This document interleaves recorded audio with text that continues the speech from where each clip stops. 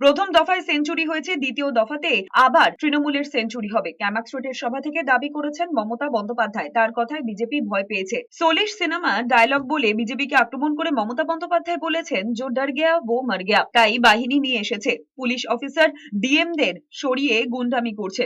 Voter slip photocopy করেও রাখতে বলেছেন মমতা বন্দ্যোপাধ্যায়। তার আশঙ্কা এরপর এনআরসি করতে পারে। তিনি আরো বলেছেন, এখানে 2 লাখ পুলিশ পাঠিয়েছে, কম বলে মুড়িয়ে অপরাধীদের নিয়ে যাচ্ছে। যেখানে ভোট হয়েছে সেখানে গিয়ে ইভিএম দখলের চেষ্টা করছে। তার অভিযোগ, কারেন্ট অফ করে কম্বল মুড়ি দিয়ে ইভিএম লুটের চেষ্টা করছে। ওদের অন্য মতলব আছে। जो पहले दफा इलेक्शन हुआ हम सेंचुरी पार कर दिया और आने वाला चुनाव में भी हम और एक सेंचुरी पार करेंगे। इसके लिए बीजेपी डर गया और जो डर गया वो मर गया। इसी के लिए वो अभी सेंट्रल फोर्स लेके पूरा सेंट्रल फोर्स लेके और इधर का सब ओसी को चेंज करके डीएम को चेंज करके गुंडा गद्दारी कर रहा है।